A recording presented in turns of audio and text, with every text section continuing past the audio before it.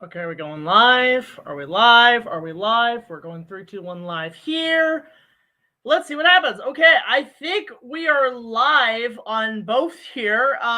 Hey guys, what's up? It's BigJackFilms here. Welcome to another live stream. We're doing something a little bit different today. Not only are we live streaming on our YouTube channel, we're also live streaming on TikTok. So if you guys follow us on TikTok, you can also message us there, so you can be on your phones too. So we're doing something a little different today. It's actually kind of a neat setup. I get to do like 2 different live streams all in one go. This is actually pretty exciting. I actually kind of like this. I can like go look back and forth like, hello, hello, hello, hello. It's really cool. I mean, even the people on TikTok, they can see I'm streaming on YouTube. So there you go. You can see it's also streaming there, which is pretty nifty. So we're doing something interesting here. We're just doing 2 different types of streaming. So hello, everybody. Welcome to the stream. We're just going to do another hour stream, just a basic one, very simple. Again, trying to get these out. Hello, Light Post Films. Hello, Anthony Sarkis. Hello, Toku Prime. Hello, Dr. Waluigi. We're doing really good, guys. Hope all is well. So yeah, we're just trying something different here. We're just trying both different types of apps and stuff, TikTok and YouTube. Just going to answer some questions tonight. I just thought I'd give you guys a little update of what's happening. And a lot of good has happened this week. I cannot believe it. I'm just going to move you guys here on TikTok. A lot of good has been happening. I just got back from Toronto Comic Con. I had a really good time. It was like the best way I can describe it is like we're like a bunch of drug addicts, and we're like weaning off the drugs, and quite frankly, it's like we're so desperate to have it. So once we get back onto the cons, it's like being on drugs, and we're just like, oh, it feels good. That's what it felt like, honestly. And a lot came out of it. My cosplays, you guys saw on Instagram, I've been posting a lot. And on TikTok. Highlight post on TikTok. Good to see ya. It came out really well. Like all of my cosplays came out really well. We had like Clint Eastwood. We did my cosplay there. I did Zorro, the Zorro stuff. Oh my god, that came out so well.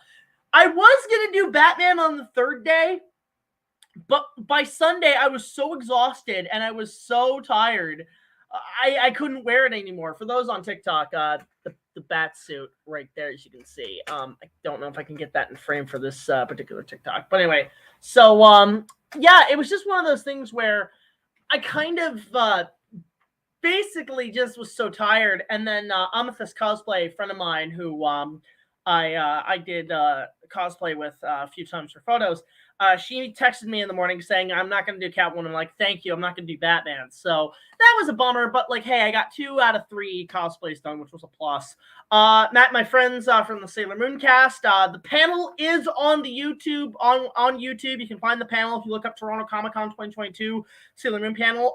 You might see me there in the panel. Just go check that out if you want. But I bumped into Linda, who's a really good friend of mine. She was the 3rd voice actress for Sailor Moon. It was just really good to see everybody again. It was just honestly fantastic. I really had a good time at Comic-Con. And believe it or not, guys, I'm going to make a promo for this in the coming days. But it wasn't the only convention I went to, or I'm going to. I should announce to you guys that April 1st to the 3rd, hopefully, I'm going to be at Too Many Games Game Swap in Pennsylvania. So I'm going to be going to that, and I'm going to be there with the Endgamer 64, a friend of mine. We're driving down there. So for any of my American fans who do want to meet me in person, come check out that event. It's a small little game swap. And I would love to meet you guys. If you guys want to see me there, I'm going to be there with James Rolfe, Angry Video Game Nerds, and a Massacre, along with the Game Chasers. Definitely do. It's a good opportunity because I don't know how many U.S. cons I'm going to be attending this year. This was just sort of thrown at me as an invitation, and I figured, screw it, I'll go check it out. So that's something to look forward to in the coming weeks. On top of that, I will be coming back to Anime North. That will be in the middle of July. It will be the same weekend as G-Fest, so unfortunately I won't be there for G-Fest, but I will be there for Anime North, so you guys can meet me there. So there's that happening. What else is in terms of good news happening lately? I've gotten both. I got 2 Kong reviews done, which got a new episode done today, all 100%. The part 2 of our animated series run is going to be airing tomorrow night at 9. Hopefully, that's going to be airing tomorrow. We have a very special guest for that. No spoilers, but we got a really cool cameo for that episode. And then there is actually going to be another episode the following week. So you're going to get 2 new Kong reviews the next 2 weeks, which really looking forward to. And then tomorrow, effective starting tomorrow, I start work on another set of episodes. So they're all coming along really well. And things are in a good spot. We've been through a hell of a winter, but it's just good to get back into the game. Holy shit, I'm just noticing we got like 35 people watching us on TikTok. So thank you all. If you guys can like this video, if you guys can like on TikTok, really appreciate it, guys. Like, holy shit.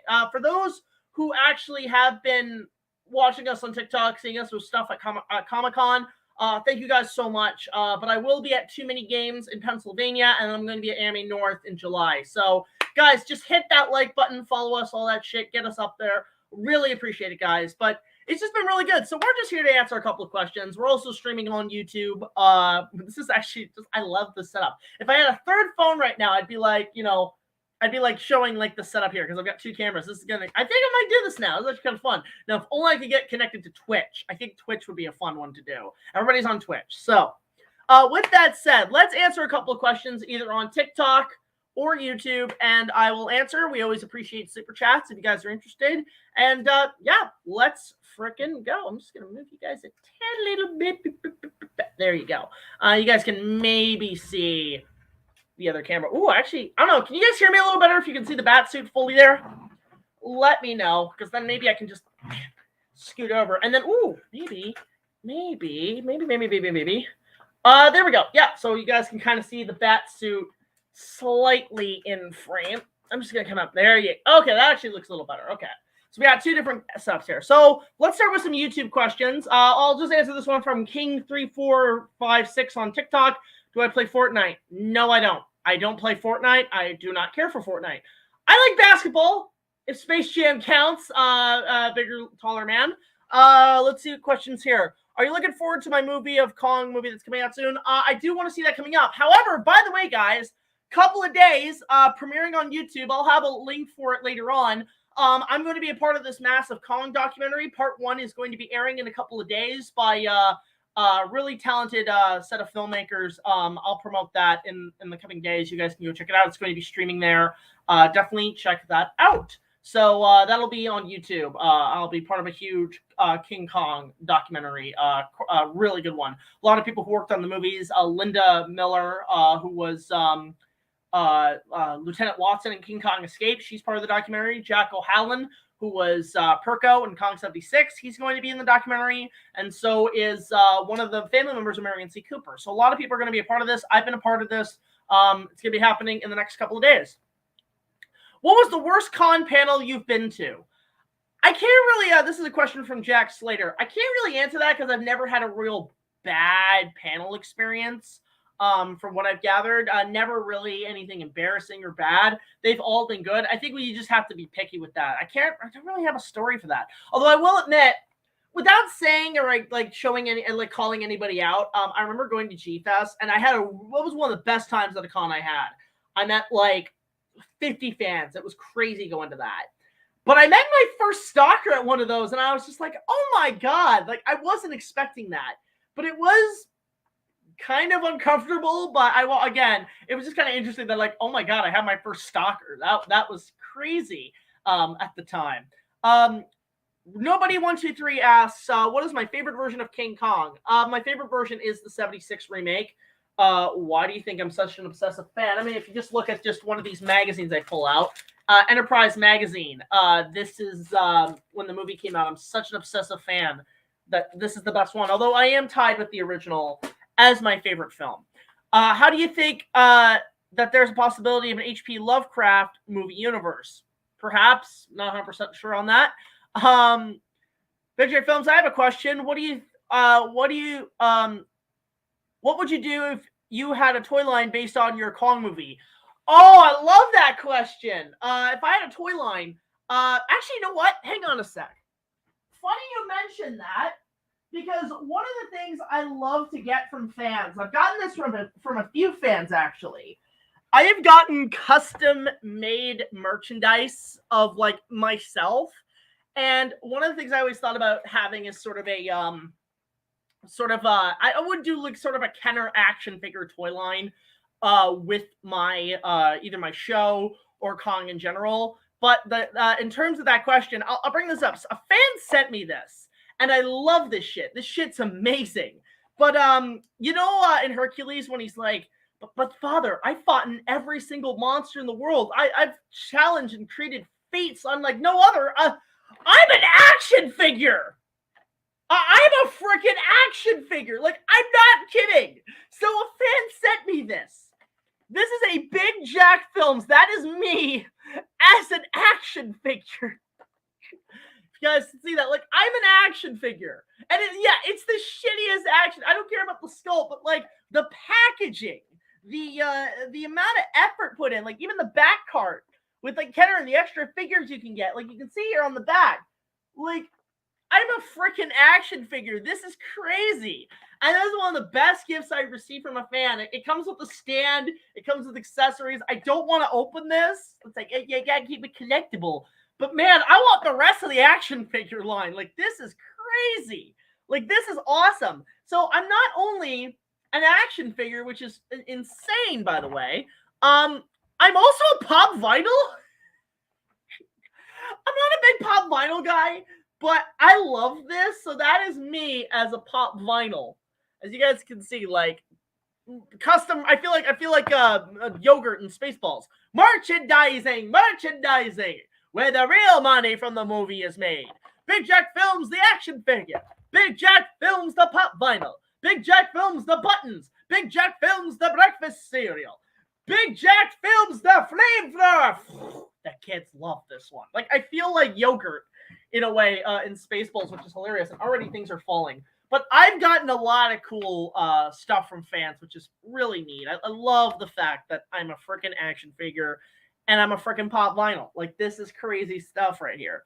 So that's the kind of stuff. Like, I would love to see a toy line more based on the Kenner Jurassic Park stuff, if anything, when it comes to my remake, which you can, I don't know if the TikTokers can see, but my poster for my remake is up there, which is 1 million views on YouTube, by the way. But yeah, that's sort of what I would do. I would just kind of do, essentially, like, I would like to see sort of a Kenner Jurassic Park action figure thing, basically. So let's see. Do you plan to review Kong toys like you did Jurassic Park? Says Nobody123. Maybe. I've considered it, but I don't know. I would have to gain a huge collection of Kong toys enough to have a full episode, but I might just do them individually. I think that's sort of like the Behind the Gates series that I do on my channel. We got a question from TikTok. If you were to do a big budget version of your Kong remake, who would you cast? Ooh, that's a toughie. I think for Ann Darrow, funny enough, I'd probably cast somebody like Margot Robbie. I would definitely cast as Anne. For Jack Driscoll, I would probably go for, I don't know, maybe a Nathan Fillion, maybe even like a, well, I mean, he's a little old, like a Chris Pratt, you know, sort of that kind of like a very young, dashing guy. And then Carl Denham, I would probably go for like a Downey Jr. or even if I got like a younger Robert De Niro, that would be different. Oh no, Colin Farrell. Colin Farrell, who was the Penguin in the Batman. I get him. He'd be a great Carl Denham. Looking at it now. So thank you, the IAT2003, if I'm pronouncing that on TikTok, for that question. What is your favorite animated DC film? It's still Batman Mask of the Phantasm. And although there's one that people don't talk about anymore, Sub-Zero. Like, I know Nostalgia Critics doing Dark Knight Month, which is a really good month marathon right now. But what's really funny is that, oh man, it's hilarious because he's going to next week review Mask of the Phantasm. But I know that week I'm probably going to ask him, hey, what's going on with Sub-Zero? Why does nobody love Sub-Zero? Sub-Zero is an unappreciated, out of all the DC animated movies, I feel Sub-Zero gets the least amount of love nowadays. It used to be promoted like crazy back in the 90s, but now they don't really talk about it anymore, unfortunately. Let's see. Speaking of Behind the Gates, this is a lot of questions from Nobody and Alejandro here. let's see. Speaking of Behind the Gates, the review of the Hammond Collection, reviewing Curse of Relevance. I mean, those Amber collections are extremely pricey. I kind of know what you're talking about, Alejandro. Those Amber collections are crazy. I'll actually pull up right here. Fan Inuyasha Dinosaur 101 sent me this. Is one of the Amber Collection Raptors. And what I love about these figures is that they're superposable. Like, they feel like stop motion puppets. Like, they feel like the closest thing you can get. Only problem I have is that they're extremely pricey, and I hate that. So I don't think I would have enough pocket money to really benefit talking about these figures, because they are extremely pricey on the market. So there's that. Jack Slater, great name, by the way, says, thoughts on Sopranos? I have never seen The Sopranos, where I can't really have an opinion on that. So, yeah. I heard the ending, though. I have not seen Kung Fury replica films. Hey, Jack, what are your top 5 favorite Godzilla designs? That's a good question. Top 5 for me. Hi, Sus Christ. Thanks for watching us. Like that thing, whatever. Cool. My favorite Godzilla designs. I like GMK. I like the GMK design. That is like one of the most terrifying. Shin Godzilla has really grown on me. I like 2014, and I do like 84 and 91. But around those areas is where my personal favorites are. Although I do like Burning Godzilla as well. Favorite Kong fan film, says Rosho Film. So outside of mine, that's a toughie, because there's so many good ones that either came before or after. I really like the Eighth Wonder, especially after I did the remaster of it. I did the restoration of it. It did look a little better. I do like Equals Yes for being a lot more comedic, a lot more comedy, like really good humor in that. And I think I also am a fan of, I'm just going to bring this down a little bit. I am also a fan of, there's one, I can't remember who made it. I think it was like X Studios or something. I can't remember off the top of my head. But there was one that was really good that I really liked. It looked a little rough around the edges, but it was a pretty decent job. So those are my personal favorites in that lineup. Let's see here. Holy crap. I'm getting a lot of messages on YouTube. Let's see here. Who's your favorite? Okay, who is your favorite character in Dragon Ball Z or Super besides Babe Teen? I like what you did there. So for those on TikTok who don't know, and for those, Android AT is my favorite character on the show. If I had to pick my second favorite character, I mean, it obviously is probably Goku. I do like Goku, but I do like I like Piccolo. I think Vegeta's a little overrated. I like Bulma. I like I even, and to some extent, I like Tien. There's a lot of characters. I mean, villain-wise, Cell is great. 17 is great. Freeze is great.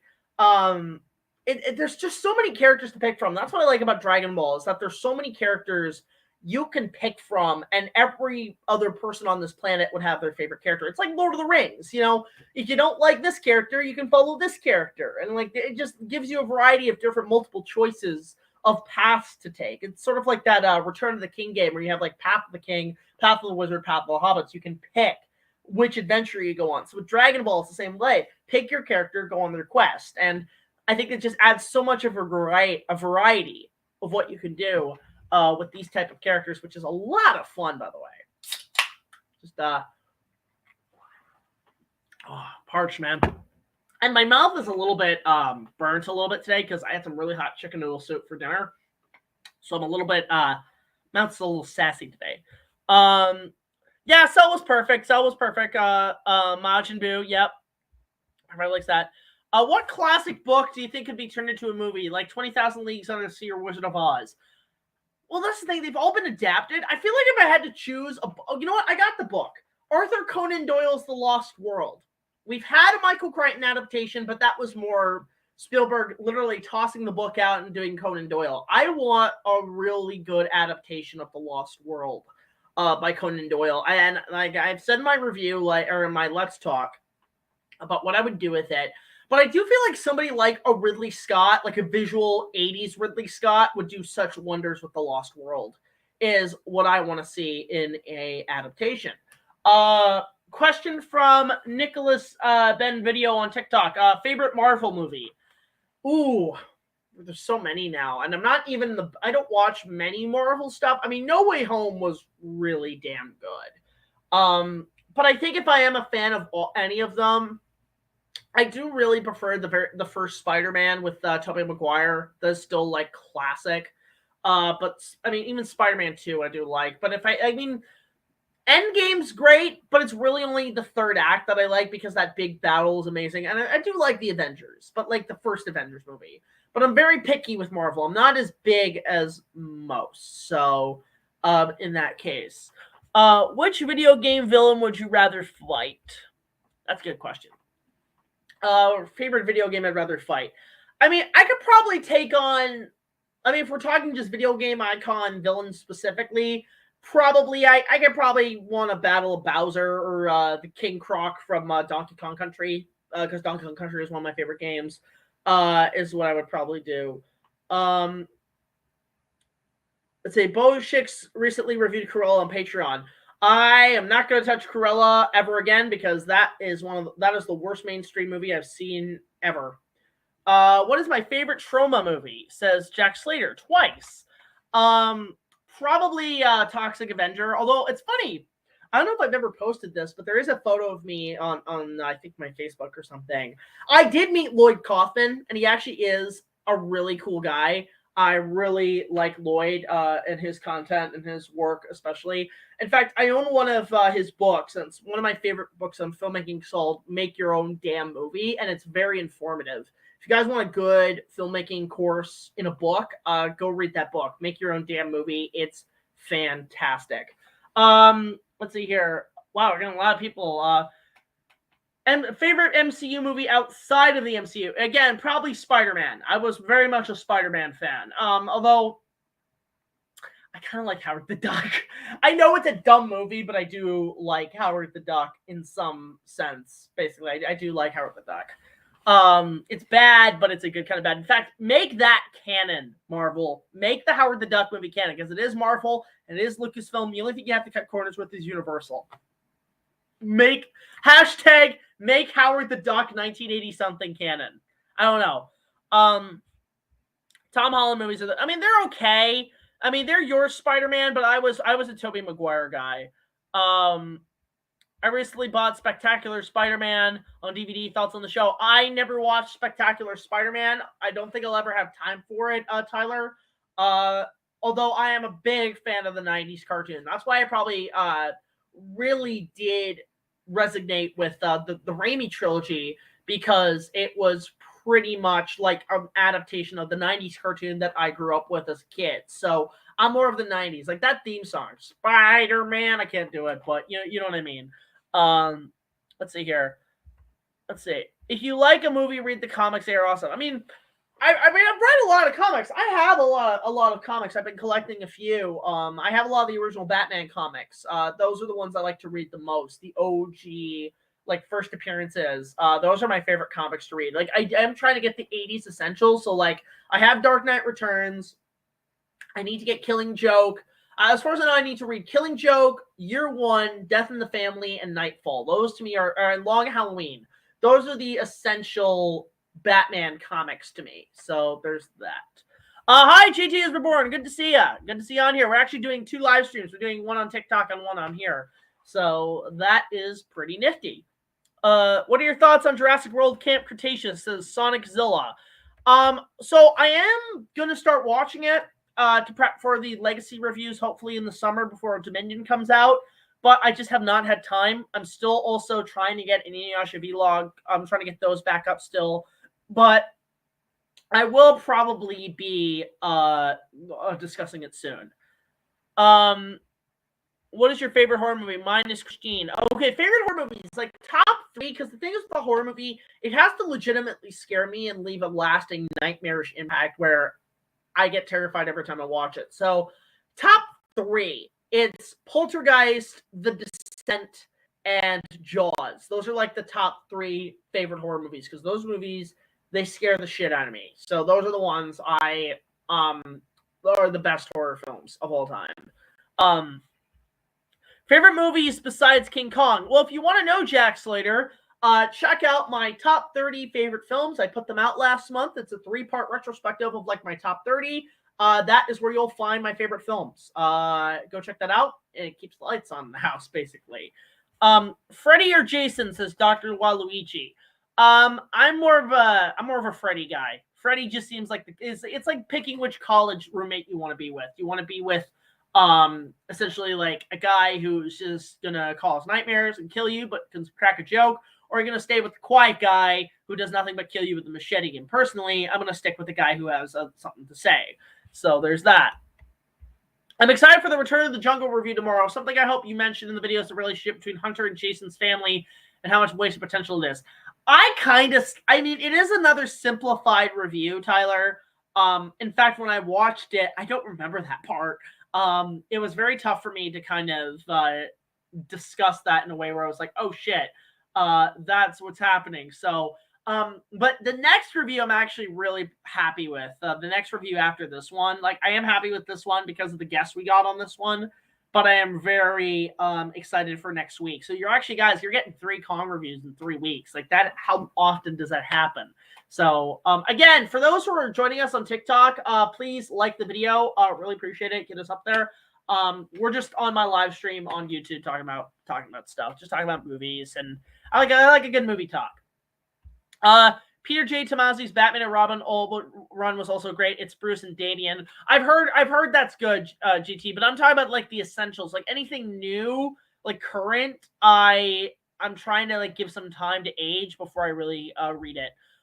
Jaws, Aliens, and Halloween are the scariest. Okay, that's not good. That's a pretty decent list. If you had to team up with Goku and Vegeta, which person would you help them fight? DBZ Broly, DBS Broly, Cell, or Lord Frieza? It's weird because I would probably want to fight Broly, but like really, I mean, I'd rather, if I'm going to fight Frieza, I'd want to at least have a conversation and at least have a diplomatic debate with him. I know the guy, a diplomat, but you know, the guy seems like he could have a good, charming, diplomatic conversation, like him and Cell. Like, I think if anything, if I was to, before I fight them, I'd say, guys, I'm up for beating the shit out of you, but can we sit down and maybe have a cup of tea, have a cup of coffee, just talk first before we fight? Like, I know it's inevitable, but at least I want to have a conversation with you guys, you know, just kind of get a feel of the thing. I know they'd probably be like kind of taken off, like, what the fuck are you talking about? But at the same time, I'd be like, okay, yeah, just have a cup of coffee and just kind of sit down and do some stuff. So, Huey does want to join the stream. Not going to do it this week, Huey, because I know you're still working on some stuff. Like, you're still working on some things. So I want to wait until you're ready to have that 100% before we bring you on. And maybe next week. Actually, might be the week after because of just my busy schedule. I know next week I am going to be at Too Many Games in Pennsylvania. So we could probably wait like about 2 weeks' time, okay? So we'll do it then. So get prepped. John McKinney, thank you so much for that $2 super chat on YouTube. Guys, if you're on my YouTube channel, go feel free to, and thank you for the likes, by the way. Feel free to go check out our YouTube channel, send us a super chat if you would like. We do appreciate that. A question he asked us, would you like to see a Catcher in the Rye movie? Was Catcher in the Rye the book that made that guy kill John Lennon? Because I've never read that book, but I do know, like, I mean, mostly because of South Park, when the whole idea is like, oh, this one Catcher in the Rye got banned. Well, why did it get banned? It cuts the Butters going, kill John Lennon. Kill John. It's like, Dad, where's John Lennon live? John Lennon's dead, Butters. Oh, I mean, I will admit that is funny, but I am a big John Lennon fan. And I don't think, see, I'm one of those people. I'll just say this right now, John. The whole debacle about if fictional violence, if like art of violence, glorifying it, causes real life violence, I'm gonna have to disagree on that because I mean it's been always proven false. So no, the Ninja Turtles, the Power Rangers, G.I. Joe, all that. Kids didn't watch that and started fighting. They watched it because they already liked fighting. And this whole debate that everybody's had about if fictional stuff does influence real life problems, it actually is a possibility, and it has happened a few times, but it's not as common as people think it is. I am more on the assumption that real life violence causes real life violence, i.e. if you glorify it on television, if you glorify it on the news, you are prone to creating copycats or people who get influenced. Like, not to get into a very deep discussion, but a lot of the mass shooting epidemics that we've seen in the last 20 years are no doubt inspired by Columbine. And because of that, it's one of those things where it's like, I'd rather see these scumbags not get the light shined on them, so to not create more of them, because that's their plan. So on the subject of if art violence creates real life violence, I'm going to have to say no. That is false. That is utter bullshit. Is it possible? It is. Like, I mean, there are cases of that actually being an issue, but it is also mostly mixed with the real life stuff. I mean, a prime example, again, I don't like getting controversial. I don't like talking about these debates, but you look at somebody like Randy Stair, which it's a dark story. Look it up at your own risk, guys. But Randy Stair did some pretty messed up shit, and they attribute it to certain fictional art forms. However, it is all based, again, on the whole Columbine thing. So it's not something that I don't like talking about, but at the same time, it's like, it is a discussion where fictional art does potentially have that possibility, but it's not as likely as real life. So something like Catcher in the Rye inspiring that guy to kill John Lennon, possible but not likely. I think there was just a lot more screws in his head outside of that. So again, I don't like to talk about these issues, these like real life issues. My channel is more entertainment and stuff.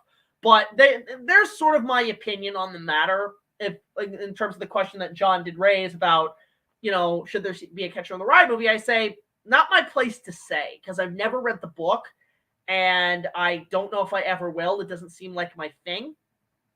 But it is that's sort of a very, it's not really a question I can answer. But thank you, John, for that $2 discussion there. Let's see here. Have I seen the new Candyman or Texas Chainsaw Massacre? I haven't seen Candyman. I've heard great things about it, and I heard Texas Chainsaw, the new one, was freaking awful. Question from Anthony B337605 on TikTok. What are your thoughts on the upcoming Renfield movie? Is that the one with Nicolas Cage as Dracula? Because I have seen the photos, and that's gonna be like so bad it's good. It's gonna be so bad it's good. Oh, I'm excited. I don't know if that's the same one, but let me know.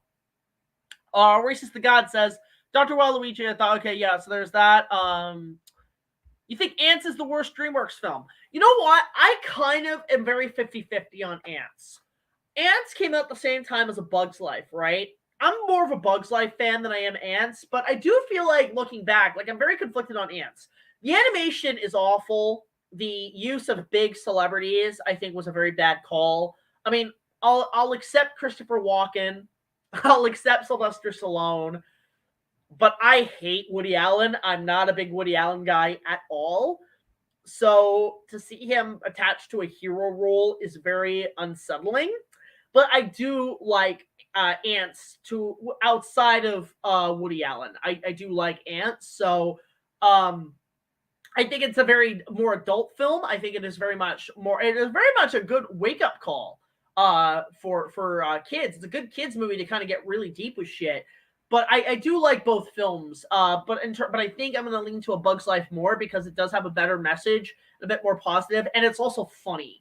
Ants I never found funny. I just found it to be like a very meta kind of dark animated film from DreamWorks. I have not seen Turning Red, but I've heard great things about it after seeing Razor Blade's review of it. I do want to check that out. Let's see here. I have seen Tremors once, and I haven't seen it since, but it's something I might go back and look at again. Last question that I got to call it a night. Okay, thank you, Jack. Jack Slater. Then I got to call it a night. Since you are a fan of Jaws, have I seen Piranha? I've never watched the original, but I have seen the remake and the sequel, and I remember having a really good time with the remake. The 3D, I was howling with laughter in the theater. That is a funny fucking movie. The sequel was okay. I did like the idea of them being in a water park.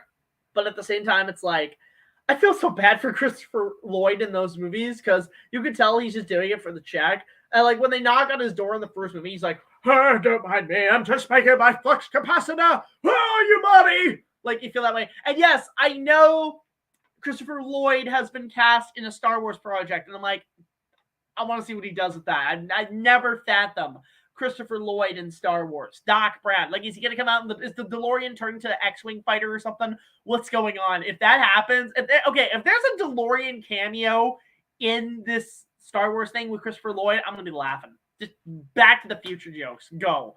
Freaking go. King Piranha says, did you get the Godzilla vs. Mighty Morphin Power Rangers comic? No, I have not, but I've heard from Sean JT's Reborn that it's really good. It's really good. I do want to read it. Hi, DigBang04. Good to see you. We're also live on TikTok and stuff and YouTube. Have I read the book Jaws by Peter Benchley? I have the book. Like, I actually have it on my bookshelf here. I have the book. I'm going to maybe read. I'm going to read it over the summer because for me, Jaws is the perfect summer movie. And for me personally, like, I would just honestly I want to wait till the summer and read it on a beach with the John Williams music. I think would be the best time. But this is one of the older prints, actually. I think this is a print when the movie came out. Let me just see what the year this was. If there is like a thing on it. Wow. 1974. I was just saying if it had the old book smell, but 1974, so it was before the movie came out. This is probably when the first poster came out for it. But yeah, I have the book. I just haven't read it yet. I've read Jurassic Park, and I really like Jurassic Park. But yeah, the book eventually I'm gonna pick this up and read during the summertime. I think it's gonna be a good summer book to read. What is the worst movie I've ever seen? Says Islo Gomer 995 on TikTok. The worst movie ever made. I can tell you what it is. It's a company. A whole company's worth of movies are the worst. The Asylum Entertainment makes the worst movies ever made. Like, hands down, ever. I mean, Cruella was a close second to being the worst movie I've ever seen. I think mainstream, it's the worst. But in terms of, like, the worst, it's anything by that company. I'd rather, I mean, let me just put in perspective. When it comes to the Asylum, I'd rather watch Mangler King Kong. I'd rather watch Dragon Ball Evolution. I'd rather watch, like, what is considered the worst. Manos to Hands of Fate. The Room. Godzilla 98. You know, just these worst movies. Like, people say, oh, it's the worst. Food Fight, I'd rather watch. Birdemic. But Asylum makes the absolute worst. I hate that company. I don't support that company. Pieces of shit movies. Like, just garbage. I mean, if they ask me to be in a movie and they say, yeah, we know you don't like us, but we'll pay you, then fine. But, I mean, even then I would be debating if I don't know if I want to work with them. I don't know if I'd want to because they're just piece of shit movies. So, yeah, it's just, it's bad. Like, they make the worst. So, there's an answer for that. What are the worst movies ever? It's anything by the Asylum. They are my version of LJN. They are the ABGN's LJN to me. They are the Phoenix Games to Kid Icarus. Like, they are the worst. Have I seen Nickelodeon's Monster Truck? Says Sean Carroll. No, I have not. I have not seen that. Let's see here. It's like, it boggles my mind that Asylum just keeps making... Yeah, and they get away with it. Where do they get the money? That's what I want to know. Where do they get the fucking money unless they get, like, a tax write-off or something? I don't know. Where do they get their cash? I could use that cash. Shit, you know, like, they... You know, it's just something that I would... You know, like, I could put more use to than what they ever could. Like, what's their budgets like? You know, Jesus Christ. I'm surprised, like, how many people were watching us on TikTok. Like, this is pretty crazy. You know, I guarantee, because I'm not chick, they're not watching me much on TikTok. But, again, thank you all for watching. Like, holy shit, we got, like, 59 likes. Really appreciate it, guys. Thank you. In terms of companies that make awful movies, try watching anything by Brain Damage Films. Yeah, I don't know if anything's going to top Asylum, man. Only films that... No, that's the thing. Like, even those Mega Sharknado things, fuck them all to hell. Fuck them. I'm not supporting that franchise. And I know I'm gonna be a dick about it. But if you support those Sharknado movies, you're an idiot. You fell for their scam. It's the biggest scam in the world. I don't support those films. Like, they're just garbage movies. I don't care if they're intentionally bad. I don't care.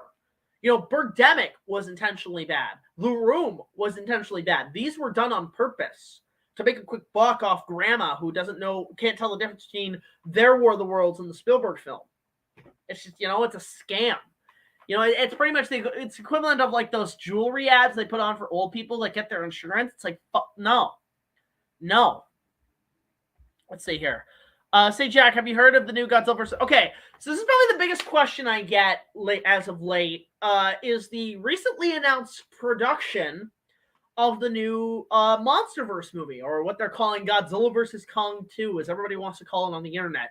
Why don't you just call it Godzilla vs. Kong Continuation, as a nod to what they were originally going to do?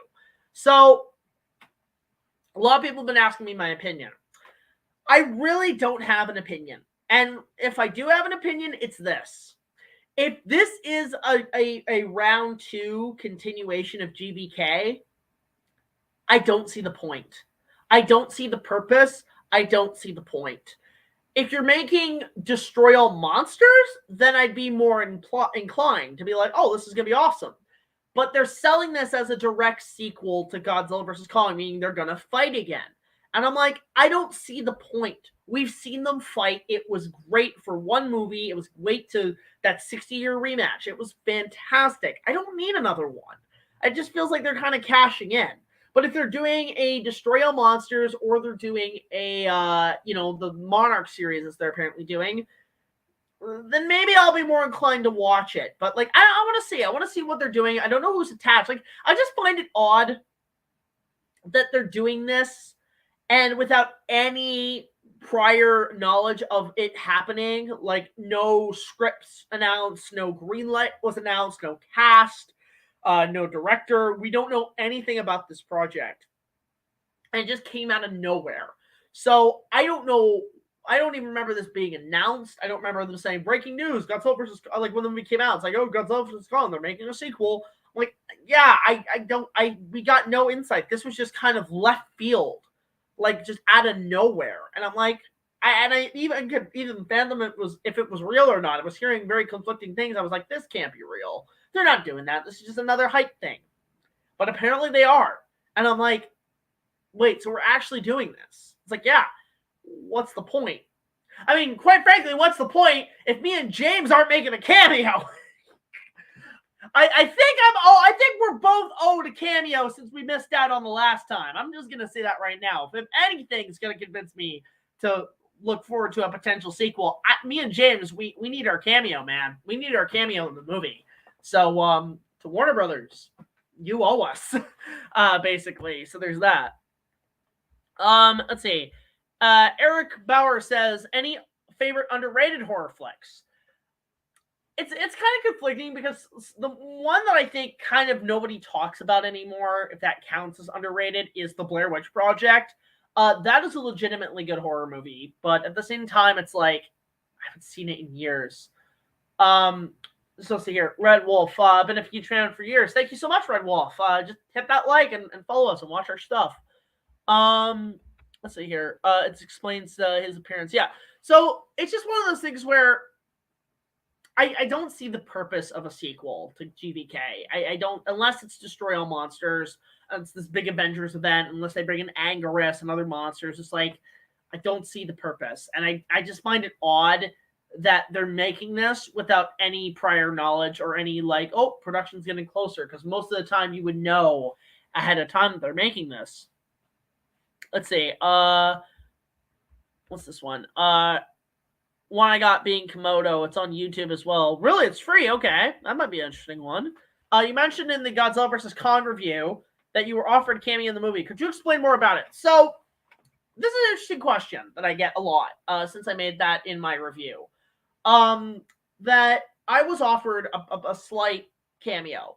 So, James got a direct email from Adam Wingard, the director, about being in the movie, and he obviously couldn't because his daughter was born. He had to do parent duty. That comes first in any situation. My end was a tad different because it was sort of the 11th hour, And I gotten a contact info from a friend of mine who's in Australia, who's got people who are in the casting directing in Australia when they were shooting. So they pick out extras. They go get extras in Australia. And they knew I was a fan, and they were in the middle of a call with this friend, said, you know, why aren't we can get you on the set right now? We can get you on the set of the movie. And it was just sort of a last minute call. And I said, well, I mean, what are the commitments here? Like, do I pay for the flight? Do they pay for the flight? And it was sort of because it was 11th hour, it meant I had to pay for the flight. And I'm like, there's no way I'm paying for a flight to Australia. There's no way I can afford that just to be in a small little bit in a movie. I'm like, no. I mean, I didn't say it like that, but in terms of it was just sort of like a last minute call that was kind of like too late on my end. But man, if I was in the movie, I would have had a blast. I would have been like, I mean, my lips would have been zipped on this production. But I would love to. Like, look, I mean, the fact that a lot of YouTubers now, like I look at the show Smiling Friends, which is a huge hit right now, and seeing so many people, so many YouTubers starting to get on the scene on television. Like Smiling Faces had James and Mike from Red Letter Media and the guy from Oni Plays. Like they're all making the show. And the fact that YouTubers are now getting on the television scene, like isn't Scott the Woz getting a TV show for like a television network like MTV or something? Like the fact that now we, as my generation, along with like content creators, are now getting presented on television. I guess TV is starting to run out of people to have handy. So they're, and like movies and TV, like, so now they're hiring us. This is our time to shine. If that's the case, bring it on. You know, just, I mean, if I got an email or a call from like Warner Brothers and they said, hey, we know you do a lot of stuff with Kong and we're making a movie. Do you want a cameo? I'd be like, yeah, I'll jump on. Hell, why not? You know, like even like this documentary I'm a part of that's airing in a few weeks. I can tell the story again. But James Rolfe emailed me and he said to me, you know, there's these guys, Tom Grove, who's the director, is making this Kong documentary and he wanted me involved, but I have been really busy. Can I direct them over to you and have you and send them a nice little letter of reference for you? And I said, yeah, sure. So they came over to me after going to James. James sent them over to me. And I did my cameo. Well, not a cameo. Like, I'm part of this documentary. I did a whole I did my own interview. I filmed my own interview and I sent it in.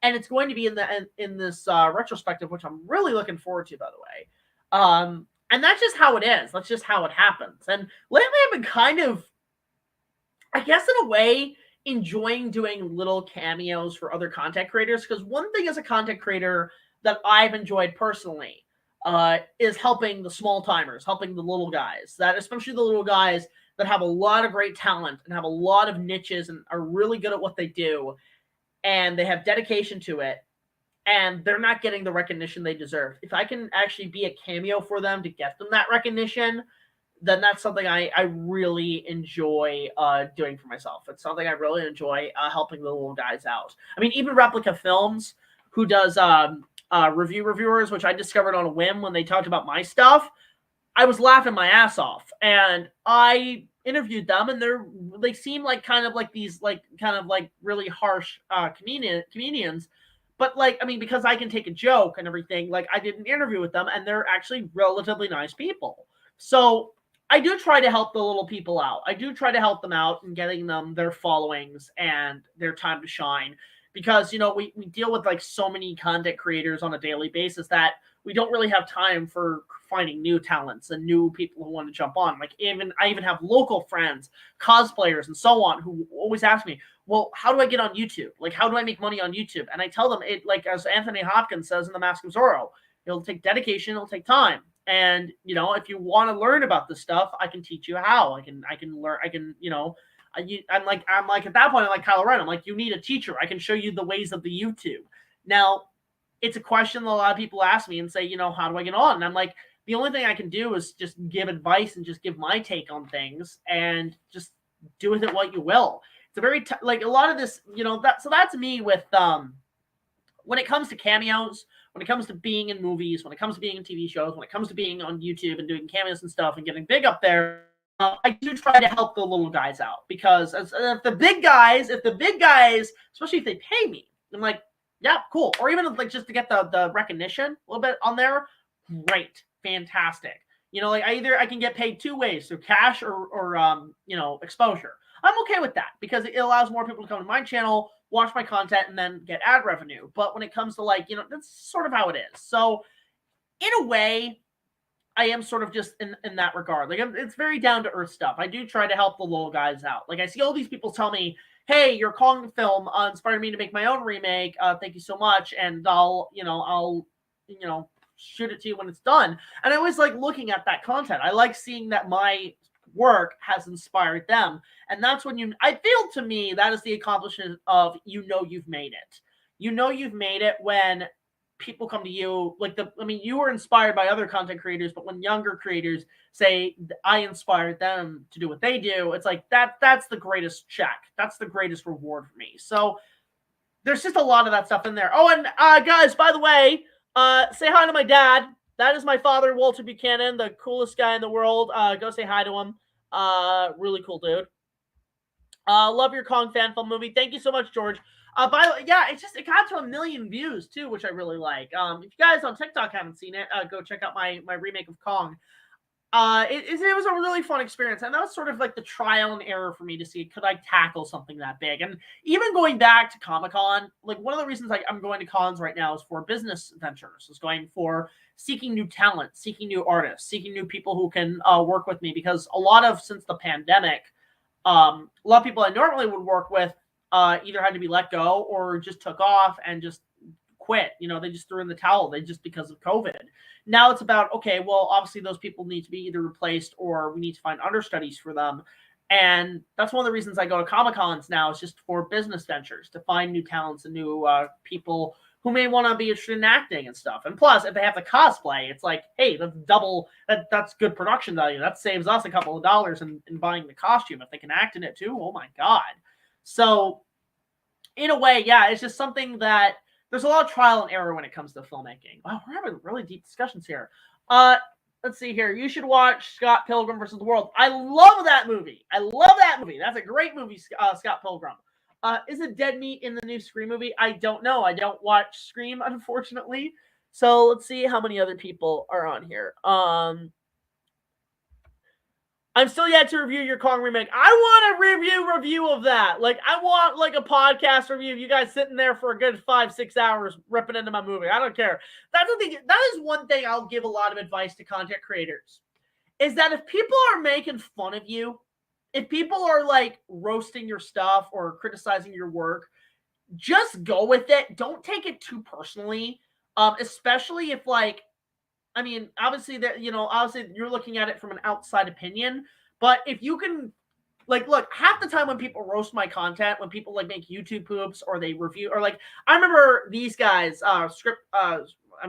review reviewers, one of the funniest jokes I got, and I took it as a compliment, was just like, that's less nostalgia critic and more like nostalgia cringe it. And I'm like, I can have a good laugh at that because I have a very good self-aware sense of humor, and that's something I advise every content creator to have. Have a self-aware sense of humor. Don't take it personally, and just enjoy the fact that you're making people laugh, either or. So it's just something to kind of like really aspire to be. Don't be too like, oh, I'm going to take this personally and cancel them. Like, no, don't do that shit. It's really dumb. So, I mean, basically, yeah, I'm looking forward to that replica films. I want to see the podcast of all that shit. It's going to be really fun. To be fair, I actually found out Jack wasn't a full shit during the. I mean, yeah, that's the thing, but it's fun. Like, that's the thing. You crack jokes, and I thought it was hilarious. So, guys, go check out RR and Script Chroners. They're really good guys. Opinions on Animation Studios, Cartoon Saloon. I can't remember who those guys are. Do you plan to react to Goji Center videos on some of them, because his videos are pretty damn good? I have not seen his videos. Let's see. What is your least favorite, least funny? Least favorite or least funny comedian? Ooh. See, comedians it depends on the comedian. If they're like somebody I don't get their humor, then I mean, like Louis C.K. try listening to him. I don't get his humor. I don't get it. It's very dry. It's very, I don't understand this. I don't know why this is funny. Because, I mean, nowadays I actually do go to a lot of stand-up improv, a lot of stand-up comedy places. I've been invited to a few of them. And some of the comedians can go a little too far, and some of the comedians can not be funny. But if there's one that can make me, like, not breathe from laughing, then there's something to be had there. So if there is comedians out there who can do that. But I can't really, Louis C.K. is the only one I'm like, I don't understand your humor. I mean, even like Jon Stewart or David Letterman or Stephen Colbert, like their humor is very mixed. But like I'd say David Letterman and Jon Stewart, their humor I don't get. Jay Leno's humor I don't get. Like there's some comedians out there I just don't understand. Hi, Star Master 96 on TikTok.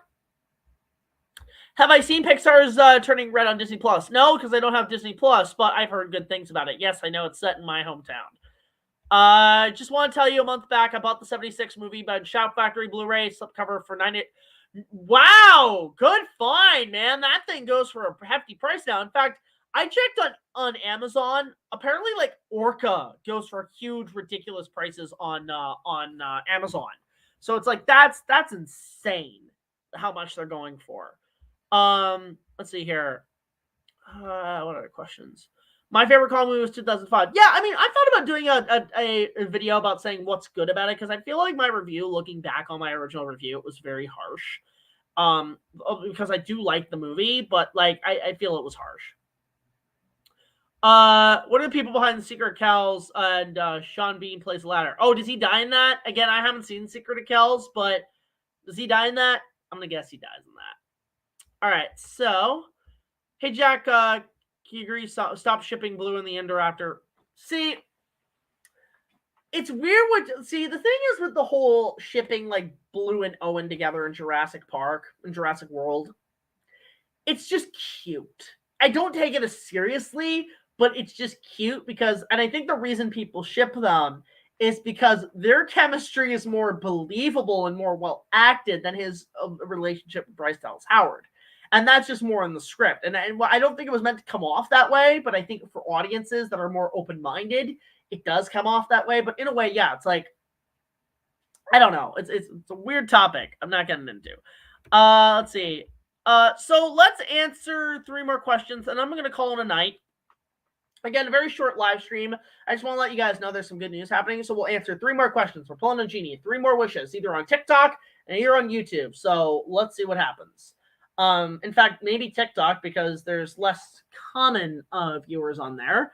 But let's see what happens. Let's see. Okay, so the first question I'll answer is from Toon King. He says, what are your thoughts on Star Wars Visions as a whole? I really liked it. I really like the fact that it's an anthology series. It's kind of 50-50 on the canon, but it allows a lot of creative artwork and art forms to it. Like, the one I liked was The Twins, because it was done by the guys who did Kill la Kill, and Kill la Kill is a really good anime. It had that feel to it. I did like the one that was based on Seventh Samurai, and I did like the one with the band. The band where they're about to be executed by Jabba, but Jabba decides to sponsor them in the galaxy. Like, that's a story I would love to see more of in the Star Wars universe. I want to see where this band goes with sponsorship by Jabba, and what's their take? What's their story? Like, that stuff is great. But I mean, the least favorite was the one with like the negotiations with like the senator and the arranged stuff was a little conflicting. But I really did like Visions. I want to see more of this. I want to see more Visions, because Star Wars and anime is a perfect idea. In fact, going to Comic-Con, there were a lot of people that did cosplays based on Visions. Like, there was some guy who had a Ultra Saber based on the katana that one guy had, and it had a sheath. I'm like, that's amazing. So Visions was amazing. I really like Star Wars Visions. Let's see here. No, about that question. No. Okay, here. Let's go with JT's question here. Any plans for more review commentaries? Okay, so I know I've been kind of holding off the original trilogy till I could get the cast to talk about it, but it's not only like a possibility because of scheduling. So if anything around May, to celebrate Star Wars May the 4th and stuff, I might put out commentaries for the original trilogy finally, because they are something I feel I can finally talk about. And in fact, I might do it for the storyline compilation to make it a tad easier. because I don't see the point about rediscussing the films when I can just do the storyline compilations. In fact, storyline compilations, I want to get back on that. I want to start the season 6 storyline compilations. But in terms of commentaries, I can't remember if there's any other commentaries that I haven't done yet, but let me know if there's any in particular you want me to cover. So that's question number 2. We'll answer one more question. This is our Genie final question. Well, that one by Oasis already kind of answers. Let's see. Okay, this is a good question. A Jedi teacher. Last question of the night. Why did you make Carl Denham the villain of your film? Well, simple reason is because a lot of that film was heavily inspired by the 1996 draft of Kong, where Denham was pretty much an overt villain in that piece. You should read that script, Jedi teacher. It's a wonderful script, but it's also, I should also recommend even the Bo Goldman Legend of King Kong script. You can't find these online, but the reason is mostly in the 96 draft because he is a scumbag. And I mean, it's not just the fact that, you know, in the script, that's kind of what I wanted to aim for, that 96 Denham, but also because, man, when we started shooting, we were so unaware of what we were doing.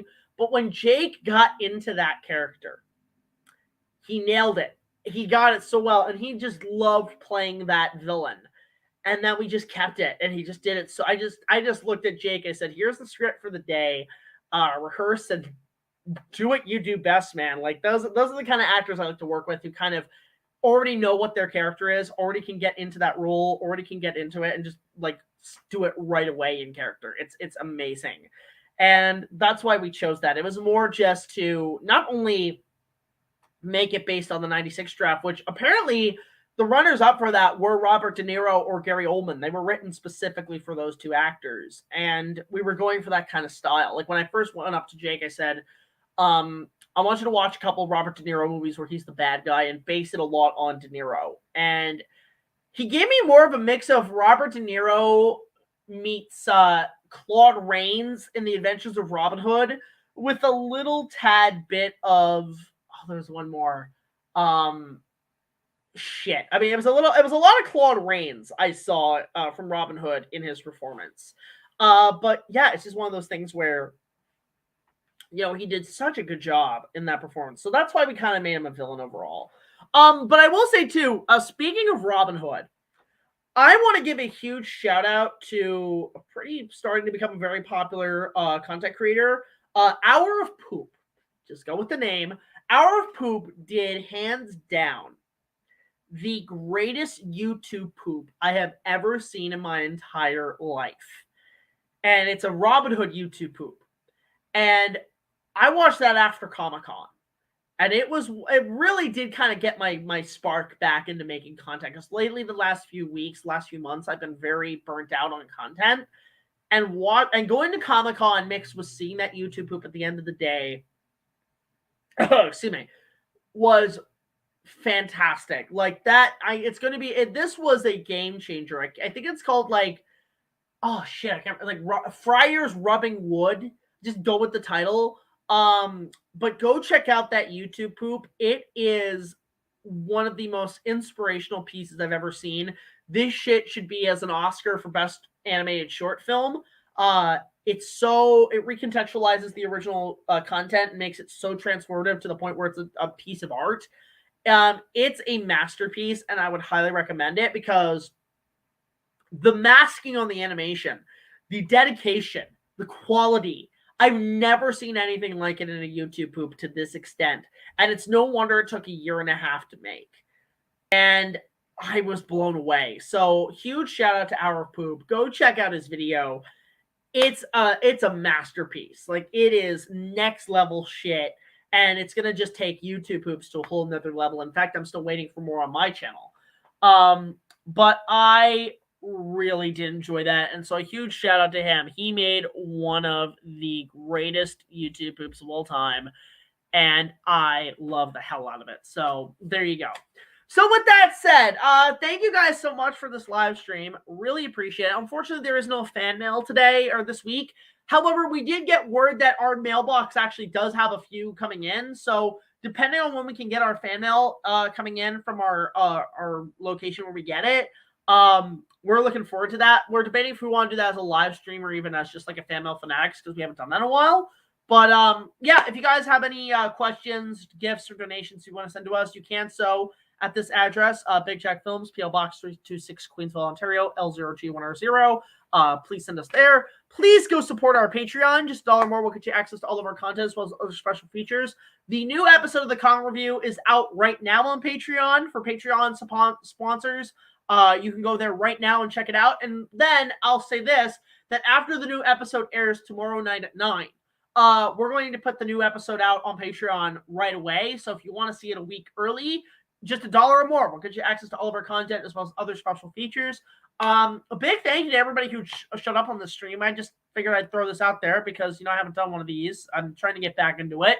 And this is our first time doing a live stream like this through TikTok, which, again, guys, for those on TikTok, like 238 likes. Holy shit. We really appreciate it. We might do this more often if we want to do like multiple live streams. Just do both TikTok and YouTube. I think that would be really fun to do to give our audience double. But for those on TikTok, link in our bio. Go check out our YouTube channel. It's BigJackFilms. Link is in the bio. We do live streams. Try to do it every Wednesday. But check out more of our content there. Our TikTok is more just like a preview for our real content on YouTube. So just go check us out there. That's where most of our content is laid out. And again, for all you guys, thank you so much for watching. Really appreciate it. I just figured I'd get like another live stream out there for you guys after Comic-Con. But yeah, tune in tomorrow for the next King Kong review premiering tomorrow night at 9. And then also, come check me out at Too Many Games on April 1st to the 3rd. I will be there. And then Gamer64 will be there. So will James Rolfe and the Game Chasers. We're all going to be there. And we're going to have a really good time. So for all my American fans, check me out there. So until the next video, like, comment, subscribe. I'll see you guys later. It's BigJackFilms signing off. And I will see you guys tomorrow on the next Kong review. So until then, have a good night. I don't know how to shut off live streams on here. I think it's that button. Let me try here. I'm going to try to shut this down first. Hang on. Come on. How do I do this? Okay, hang on. Right, almost got it. Okay. Night, everybody on TikTok. Wing. And good night, everybody on YouTube. I will see you later.